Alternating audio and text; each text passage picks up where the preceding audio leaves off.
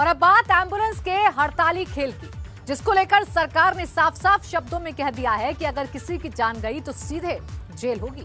Ambulance कर्मचारी पिछले 2 दिन से हड़ताल पर हैं, लेकिन ये हड़ताल मरीजों के लिए मुसीबत बनती जा रही है, क्योंकि जिन मरीजों को इलाज के लिए एम्बुलेंस की जरूरत है, उन्हें हड़ताल की वजह से एम्बुलेंस नहीं मिल पा रही है।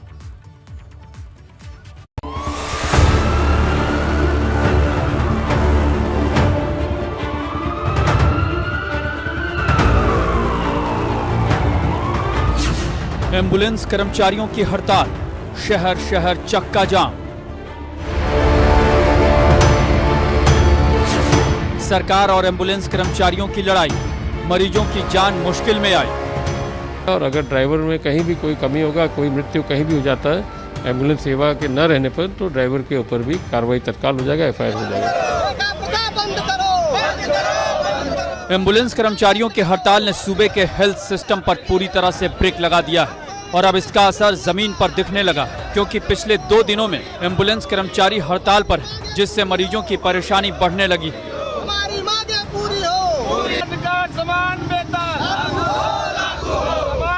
वहीं सरकार ने कर्मचारियों को चेतावनी देते हुए कहा है कि अगर कोई भी कैजुअल्टी हुई तो सीधे जेल होगी।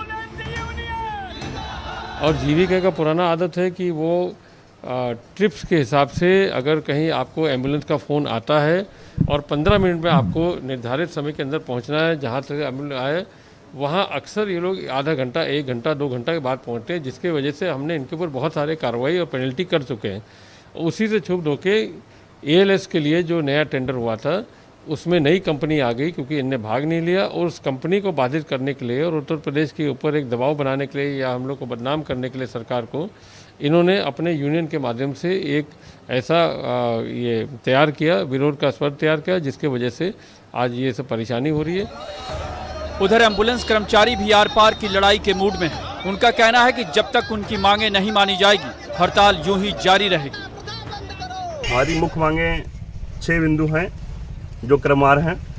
3 दिन से हम लोग का सांकेतिक धरना था, शासन प्रशासन के कान पे जू नहीं देगा, कंपनी ने भी कुछ हमारी बातें नहीं मानी, इसके कारण से हम लोग संपूर्ण कार्य बहिष्कार किए हैं। 3 गाड़ियां हम लोग आवश्यक इमरजेंसी सेवाओं के लिए सेमो के देखरेख में, प्रभारी जी के देखरेख में चल रही हैं, जो इमरजेंसी मरीजों को सेवा देती रहेंगी। मतलब सरकार और एम्बुलेंस कर्मचारियों के बीच चल रही इस लड़ाई में पिस मरीज रहा है, जिसे न वक्त पर एम्बुलेंस मिल रही है और न ही कोई सरकारी मदद। एम्बुलेंस सेवा ऐसी जो है अनिवार्य सेवा है कि यदि उसका अभाव होगा तो पेशेंट्स को ऑटोमेटिकली जो है परेशानी होगी। अब हम जैसे गरीब पेशेंटों को जो है समस्या तो होबे करेगी, आर्थिक समस्या आएगी विशेष रूप से। बड़े लोग होते हैं वो अपना किसी तरह खुद के साधन से जो है सफर तय कर लेते हैं। ऐसे में यह हड़ताल जितने दिन चलेगी मुश्किल और ज्यादा बढ़ेगी।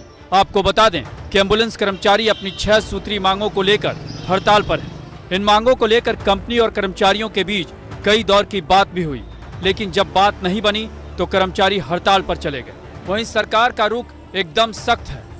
ऐसे में सवाल इस बात का है कि इस हड़ताल का अंत कहां जाकर होगा। अगर इस दौरान कोई कैजुअल्टी हुई तो इसकी जिम्मेदारी किसकी होगी, क्योंकि कुछ ऐसा वैसा हो उससे पहले बातचीत के जरिए बीच का रास्ता निकालना होगा।